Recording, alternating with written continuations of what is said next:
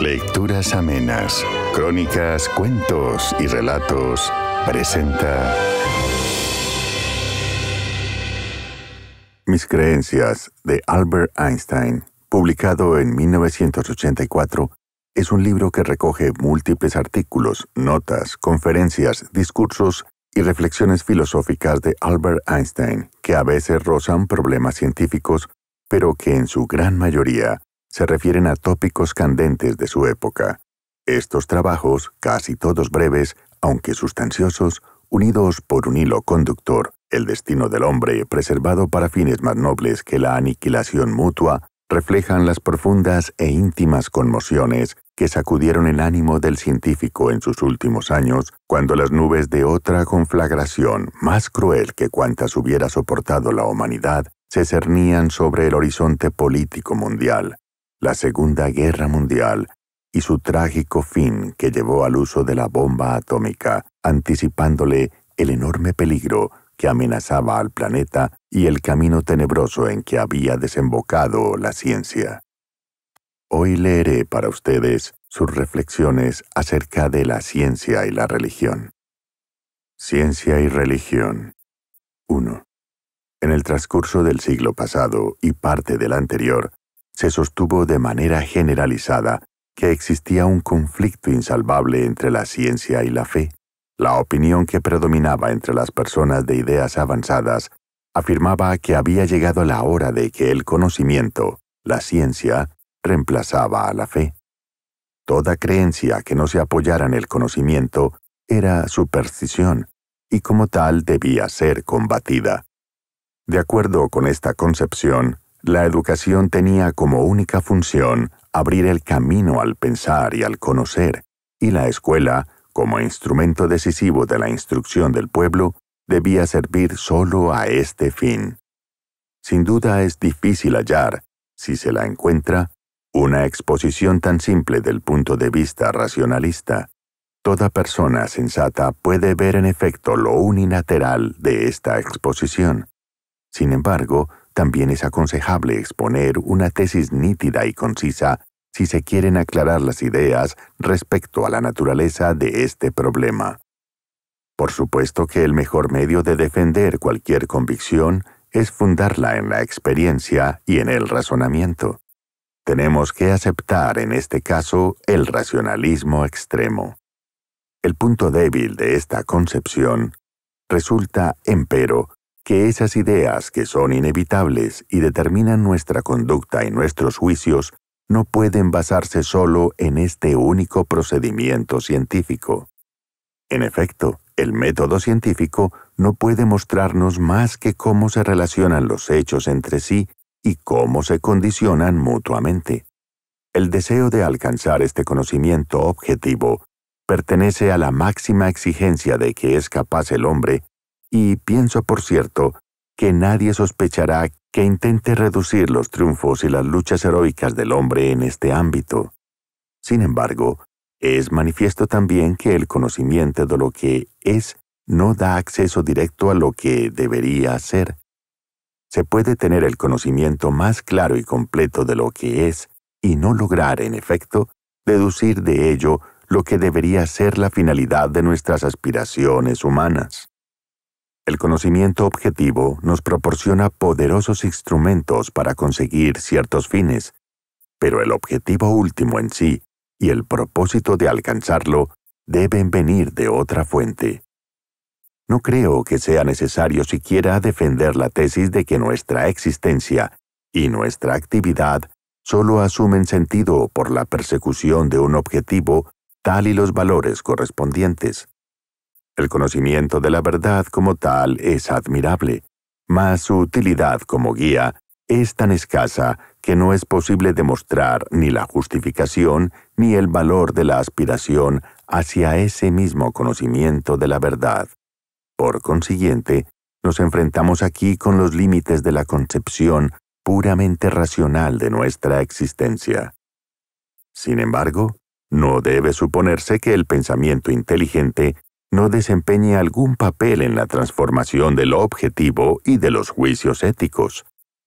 Cuando se comprende que ciertos medios serían útiles para la consecución de un fin, los medios en sí se convierten entonces en un fin. La inteligencia nos aclara la interrelación entre medios y fines. Empero, el simple pensamiento no es capaz de proporcionarnos un sentido de los fines últimos y fundamentales. Penetrar estos fines y estas valoraciones esenciales e introducirlos en la vida emotiva de los individuos me parece, de manera concreta, la función más importante de la religión en la vida social del hombre. Y si nos preguntamos de dónde se deriva la autoridad de tales fines esenciales, puesto que no pueden fundarse y justificarse en la razón, solo diremos, son, en una sociedad sana, tradiciones poderosas que influyen en la conducta, en las aspiraciones y en los juicios de los individuos. Esto es, están allí como algo vivo, sin que resulte indispensable buscar una justificación de su existencia. Adquieren fuerza, no mediante la demostración, sino de la revelación, a través de personalidades vigorosas. No es posible tratar de justificarlas, sino captar su naturaleza de modo simple y claro. Los más elevados principios de nuestras aspiraciones y juicios nos los proporciona la tradición religiosa judeocristiana. Es un objetivo muy digno que con nuestras débiles fuerzas solo logramos alcanzar muy pobremente, si bien proporciona una base segura a nuestras aspiraciones y valoraciones. Si se separa este objetivo de su forma religiosa y se examina en su mero aspecto humano, tal vez sea posible exponerlo así: desarrollo libre y responsable del individuo, de modo que logre poner sus cualidades, con libertad y alegría, al servicio de toda la humanidad. No se intenta divinizar a una nación, a una clase, ni tampoco a un individuo. ¿No somos todos hijos de un Padre, tal como se dice en el lenguaje religioso? En verdad, tampoco correspondería al espíritu de este ideal la divinización del género humano, como una totalidad abstracta. Solo tiene alma el individuo, y el fin superior del individuo es servir más que regir o superarse de cualquier otro modo. Si se examina la sustancia y se olvida la forma, pueden considerarse además estas palabras como expresión de la actitud democrática esencial. El verdadero demócrata, igual que el hombre religioso, no puede adorar a su nación en el sentido corriente del término. ¿Cuál es, pues, en este problema, la función de la educación y de la escuela? Debería ayudarse al joven a formarse en un espíritu tal que estos principios esenciales fuesen para él como el aire que respira. Solo la educación puede lograr este propósito. Si se tienen estos elevados principios claramente a la vista y se los compara con la vida y el espíritu de la época, se comprueba con pena que la humanidad civilizada se halla en la actualidad en un grave peligro. En los estados totalitarios, los propios dirigentes se esfuerzan por destruir este espíritu de humanidad. En las zonas menos amenazadas son el nacionalismo y la intolerancia, la opresión de los individuos por medios económicos, los que pretenden asfixiar esas valiosísimas tradiciones. La conciencia de la gravedad de esta amenaza crece, sin embargo, entre los intelectuales, y se buscan con afán los medios para contrarrestar el peligro tanto en el dominio de la política nacional e internacional como en el de la legislación o de la organización en general. Tales esfuerzos son, por cierto, indispensables. Los antiguos, sin embargo, sabían algo que al parecer nosotros hemos olvidado.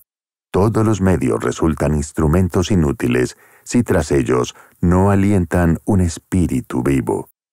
Mas si el designio de lograr el objetivo actúa poderosamente dentro de nosotros, no nos han de faltar fuerzas para encontrar los medios que conviertan ese objetivo en realidad. No resultaría difícil concordar en cuanto a lo que entendemos por ciencia. Ciencia es la tarea secular ya de agrupar, mediante el pensamiento sistemático, los fenómenos perceptibles de este mundo dentro de una asociación lo más amplia posible. De manera esquemática, es intentar una reconstrucción posterior de la existencia a través del proceso de conceptualización. Pero si me pregunto qué es la religión, no logro encontrar una respuesta adecuada. Y hasta después de hallar la que consiga satisfacerme en ese momento concreto, sigo convencido de que nunca podré, de ningún modo, unificar, aunque sea en parte, los pensamientos de todos los que han brindado una consideración seria a esta cuestión. Así pues, en lugar de plantear qué es la religión, preferiría elucidar lo que caracteriza las aspiraciones de una persona que a mí me parece religiosa. Esta persona es la religiosamente ilustrada, la que se ha liberado, en la medida máxima de su capacidad, de las trabas de los deseos egoístas, y se entrega a pensamientos, sentimientos y aspiraciones a los que se adhiere por el valor suprapersonal que poseen. Creo que lo importante es la fuerza de este contenido suprapersonal y la profundidad de la convicción relacionada con su irresistible significado, independientemente de toda tentativa de unir ese contenido con un ser divino, ya que de otro modo no se podría concluir a Buda y a Spinoza entre las personalidades religiosas. Por consiguiente, una persona religiosa es devota en tanto no tiene duda alguna de la significación y elevación de aquellos objetos y fines suprasensibles que no requieren un fundamento racional ni son susceptibles de él. Existen de la misma manera inevitable y natural con que se da el individuo. La religión es así el viejo intento humano de alcanzar clara y completa conciencia de esos objetivos y valores y fortalecer y ampliar de continuo su efecto. Si se concibe la religión y la ciencia, según lo dicho, resulta imposible un conflicto entre ellas, pues la ciencia solo puede afirmar lo que es, mas no lo que debería ser, y fuera de su ámbito son necesarios juicios de valor de todo tipo. La religión, por lo demás, enfoca solo valoraciones de pensamientos y acciones humanos. No puede hablar, esto es claro, de datos y relaciones entre datos. De acuerdo con esta interpretación, los conocidos conflictos entre religión y ciencia del pasado deben atribuirse, sin duda, a una concepción errónea de la situación que se ha descrito. Nace, por ejemplo, un conflicto cuando una comunidad religiosa insiste en la veracidad absoluta de todas las afirmaciones contenidas en la Biblia. Esto significa la intromisión de la religión en la esfera de la ciencia. Aquí tenemos, pues, que situar la lucha de la Iglesia contra las doctrinas de Galileo y Darwin. Además, algunos representantes de la ciencia han pretendido llegar a juicios esenciales sobre valores y fines con la base del método científico y se han enfrentado con la religión. Todos esos conflictos han originado errores fatales. Empero, aunque los dominios de la religión y de la ciencia se hallan en sí mismos muy diferenciados, existen entre ambos relaciones y dependencias mutuas. Si bien la religión puede ser la que determine el objetivo, sabe en efecto, a través de la ciencia, en el sentido más amplio, qué medios contribuirán al logro de los objetivos diseñados. Mas, si la ciencia solo pueden crearla quienes de manera profunda están imbuidos de un deseo ferviente de alcanzar la verdad y de comprender las cosas. Y este sentimiento surge, por supuesto, de la esfera de la religión. Asimismo, pertenece a ella la fe en la posibilidad de que las normas válidas para el mundo de la existencia sean racionales, es decir, comprensibles mediante la razón. No puede imaginar que exista un solo científico sin esta arraigada fe. La situación puede expresarse con una imagen. La ciencia sin religión es coja. La religión sin ciencia, ciega. Aun cuando he dicho antes que no puede existir por cierto verdadero conflicto entre la religión y la ciencia, debo matizar, pues tal afirmación, de nuevo, es un punto esencial en lo que respecta al contenido real de las relaciones históricas. Esta diferenciación se refiere al concepto de Dios. Durante la etapa primitiva de la evolución espiritual del género humano, la fantasía de los hombres creó dioses a su propia imagen que con su voluntad parecían determinar el mundo de los fenómenos, o que hasta cierto punto influían en él. El hombre intentaba atraerse la voluntad de estos dioses en su favor a través de la magia y la oración. La idea de Dios, de las religiones que se enseñan hoy, es una sublimación de ese antiguo concepto de los dioses. Su carácter antropomórfico lo muestra, por ejemplo, la circunstancia de que los hombres apelen al ser divino con oraciones y súplicas para obtener sus deseos. No se negará sin duda que la idea de que exista un Dios personal omnipotente, justo y misericordioso, proporciona al hombre solaz, ayuda y guía, y además, en virtud de su sencillez, resulta accesible hasta para las inteligencias menos desarrolladas. Por otra parte, sin embargo, esta idea incluye una falla básica que el hombre ha percibido de manera dolorosa desde el fondo de la historia. Vale decir, si este ser es omnipotente, todo acontecimiento, incluidas las acciones humanas, los pensamientos humanos y los sentimientos y aspiraciones humanas, resultan también obra suya. ¿Cómo pensar que los hombres sean responsables de sus actos y de su conducta ante tal ser todopoderoso? Al adjudicar premios y castigos, estaría, en cierto modo, juzgándose a sí mismo. ¿Cómo conciliar esta premisa con la bondad y rectitud que se le concede? La fuente principal del razonamiento entre la religión y la ciencia se halla por consiguiente en este concepto de un Dios personal. El objetivo de la ciencia es establecer normas generales que determinen la conexión recíproca de objetos y hechos en el espacio y el tiempo. Estas normas o leyes de la naturaleza exigen una validez general absoluta no probada. Se trata en esencia de un programa, y la fe en la posibilidad de su cumplimiento solo se funda, en principio, en éxitos parciales. Por eso es difícil que alguien negara esos éxitos parciales y los atribuyera a la ilusión humana. El hecho de que al basarse en tales leyes sea posible predecir el curso temporal de los fenómenos en ciertos dominios con gran precisión y certeza está muy arraigado en la conciencia del hombre moderno, aunque haya captado una parte mínima de las citadas leyes. Es suficiente que piense que los movimientos de los planetas dentro del sistema solar pueden calcularse previamente con gran exactitud a partir de un número limitado de leyes simples. De igual modo, si bien en forma menos precisa, es posible calcular por adelantado el funcionamiento de un motor eléctrico, un sistema de transmisión o un aparato de radio, aun cuando se trate de inventos recientes. Por supuesto, si el número de factores que intervienen en un complejo fenoménico es demasiado grande, en la mayoría de los casos nos falla el método científico. Basta pensar en la meteorología y que advirtamos que la predicción del tiempo, hasta por un periodo de algunos días, resulta imposible. Nadie duda, por cierto, que se trata de una conexión causal cuyos componentes necesarios conocemos en su mayoría. Los fenómenos de este campo no permiten una predicción exacta debido a la variedad de los factores implicados, no a una falencia de las leyes de la naturaleza.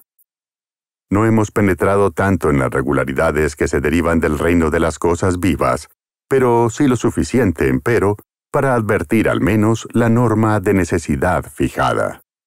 Pensemos al respecto en el orden sistemático de la herencia y en el efecto de los tóxicos, el alcohol, por ejemplo, en la conducta de los seres humanos.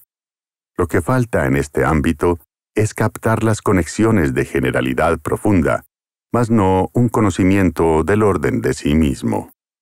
Cuanto más consciente es un hombre de la regularidad ordenada de todos los acontecimientos, más sólida es su convicción de que no queda espacio al margen de esta regularidad ordenada por caudal de naturaleza distinta.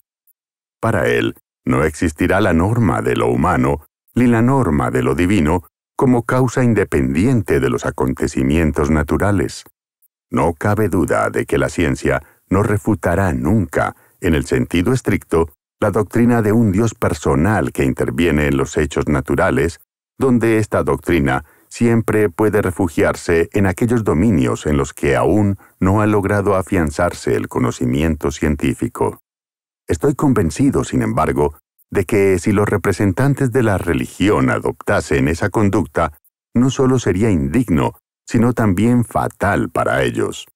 Pienso que una doctrina que es incapaz de mantenerse a la luz, sino que debe refugiarse en las tinieblas, perderá de manera irremediable su influencia sobre el género humano, con un daño enorme para éste.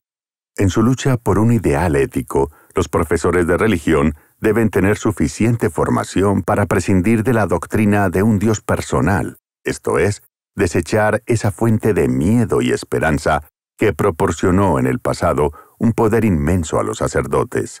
Tendrán que apelar en su labor a las fuerzas que sean capaces de cultivar el bien, la verdad y la belleza en la humanidad. Por supuesto que es una tarea más difícil, aunque mucho más meritoria y noble. Si los maestros religiosos consiguen realizar la tarea indicada, verán en efecto, con alegría, que la auténtica religión resultará dignificada por el conocimiento científico y que la tornará más profunda. Si uno de los objetivos de la religión es liberar al género humano de los temores, deseos y anhelos egocéntricos, el razonamiento científico puede ayudar también a la religión en otro sentido. Si bien es cierto que el propósito de la ciencia es descubrir reglas que permitan asociar y predecir hechos, no es este su único fin. Quiere reducir también las conexiones descubiertas al menor número posible de elementos conceptuales mutuamente independientes. En esta búsqueda de la unificación racional de lo múltiple se hallan sus mayores éxitos, aunque sea, por cierto, este intento el que crea el mayor riesgo de ser víctima de ilusiones. Mas quien haya pasado por la profunda experiencia de un avance positivo en este dominio, se sentirá conmovido por un reverente respeto hacia la racionalidad que se manifiesta en la vida.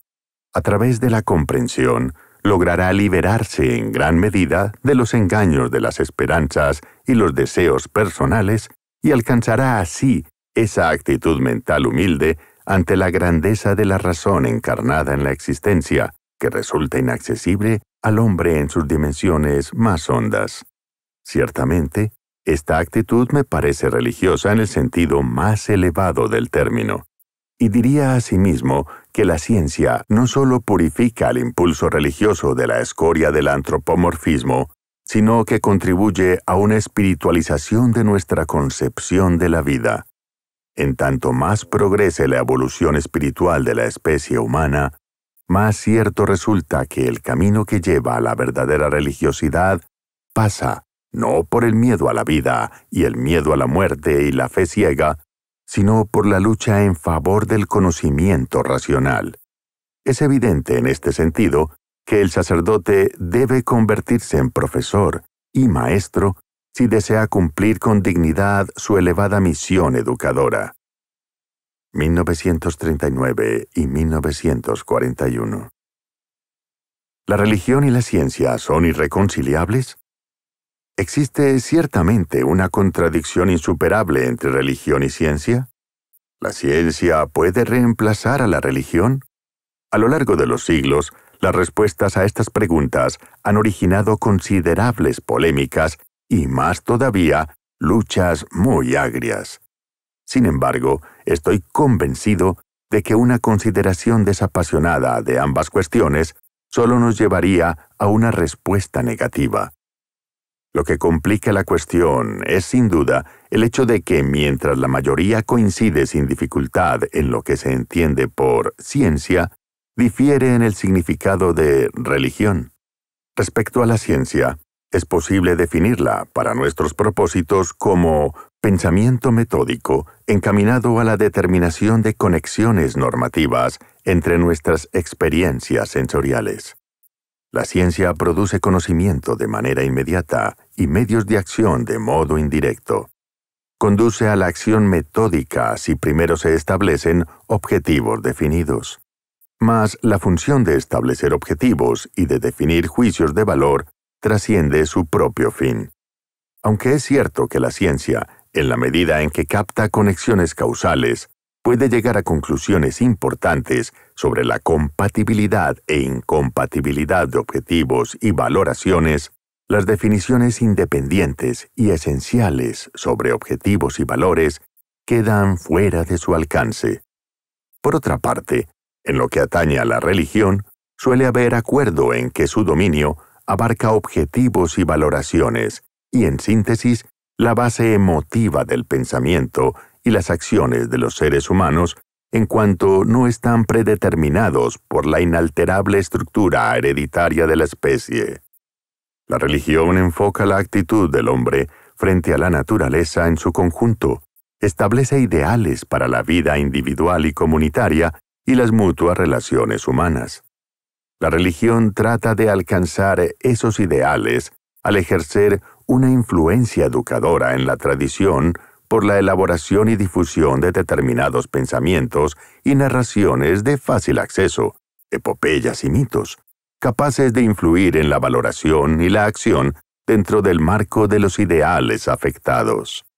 Este contenido mítico, o más bien simbólico, de las tradiciones religiosas, suele entrar en conflicto con la ciencia. Esto sucede siempre cuando tal conjunto de ideas religiosas contiene afirmaciones dogmáticamente establecidas sobre temas que pertenecen al campo de la ciencia. Resulta esencial, pues, para preservar la verdadera religión, evitar esos conflictos siempre que surjan en temas que, en realidad, no son decisivos para la consecución de los objetivos religiosos. Al considerar las diversas religiones existentes, en cuanto a su esencia, es decir, si las despojamos de sus mitos, no me parece que difieran tan fundamentalmente como pretenden los defensores de la teoría relativista o convencional. Y esto no debe sorprendernos. Las actitudes morales de un pueblo que se apoya en la religión han de estar siempre encaminadas al objetivo de mantener y preservar la salud y la vitalidad comunitarias y las de los miembros de la comunidad, ya que de lo contrario, la comunidad perecería. Un pueblo que honrase la falsedad, la difamación, el fraude y el asesinato no podría subsistir durante mucho tiempo. Así, cuando nos enfrentamos con un caso concreto, no es fácil determinar claramente lo que es deseable y lo que no es. Resulta algo tan difícil como definir con exactitud lo que hace que un cuadro o una sinfonía sean buenos. Es lo que se aprecia mejor de modo intuitivo que mediante la comprensión racional. De igual forma, los grandes maestros morales de la humanidad fueron de algún modo genios artísticos del arte de vivir. Aparte de los preceptos más elementales, nacidos directamente del deseo de mantener la vida y eliminar los sufrimientos innecesarios, hay otros que sin ser en apariencia del todo mensurables, según las normas básicas, les concedemos, empero, la debida importancia. Debe buscarse, por cierto, la verdad de manera incondicional, aun cuando obtenerla entrañe grandes sacrificios en esfuerzo y felicidad. Existen muchas cuestiones de este tipo que no pueden tener una solución adecuada desde una favorable posición racional, o que carecen de respuesta posible. Sin embargo, no creo que sea correcto el llamado punto de vista relativista, ni siquiera en el caso de las decisiones morales más sutiles. Si observamos las condiciones de vida actuales de la humanidad civilizada, aun según el aspecto de las normas religiosas más elementales, sentimos sin duda una desilusión muy dolorosa ante lo que se nos ofrece. Porque en tanto la religión prescribe amor fraterno en las relaciones entre individuos y grupos, El escenario más semeja un campo de batalla que una comunidad hermanada. El principio rector es en todas partes, tanto en la vida económica como en la política, la lucha implacable por el éxito a expensas del prójimo. Este espíritu competitivo predomina hasta en las escuelas y universidades, y al destruir todos los sentimientos de cooperación y fraternidad, concibe el triunfo no como algo que emerge del amoral trabajo fecundo y concienzudo, sino como algo que nace de la ambición personal y del temor al rechazo. Hay pesimistas que sostienen que esta situación es inevitable, inherente a la naturaleza de los seres humanos. Quienes proponen estas opiniones son los enemigos de la religión. Sostienen implícitamente que las doctrinas religiosas son ideales utópicos, no aptos para regir los problemas humanos. El estudio de las normas sociales de ciertas culturas llamadas primitivas habría demostrado de modo claro que tal posición negativa carece por completo de base. Los interesados en estos temas, cruciales en el estudio de la religión, deberían leer lo que nos dice de los indios, pueblo, el libro Patrones de Cultura de Ruth Benedict. Al parecer, esta tribu ha logrado en las condiciones de vida más duras el difícil objetivo de liberar a sus miembros de la presión del espíritu competitivo e inculcarles una forma de vida fundada en la moderación y la cooperación, libre de coacciones externas y sin ninguna restricción de la felicidad. La interpretación de la religión aquí expuesta implica una subordinación de la ciencia a la actitud religiosa, una relación que se menosprecia con demasiada facilidad en esta época materialista por excelencia. Si bien es cierto que los resultados científicos son desde luego independientes de las consideraciones morales o religiosas, no hay duda de que todos los individuos a los que debemos los grandes descubrimientos fecundos de la ciencia se hallaban imbuidos de la convicción, genuinamente religiosa, de que este universo nuestro es algo perfecto y susceptible de un análisis racional. Si esta confianza no hubiese sido tan arraigada y emotiva, y si esta búsqueda de conocimientos no se hubiese inspirado en el amor Dei intellectualis, amor intelectual de Dios, frase de la ética de Spinoza, no es comprensible cómo hubieran podido desplegar esa devoción infatigable que es lo único que permite al hombre alcanzar sus mayores triunfos. 1948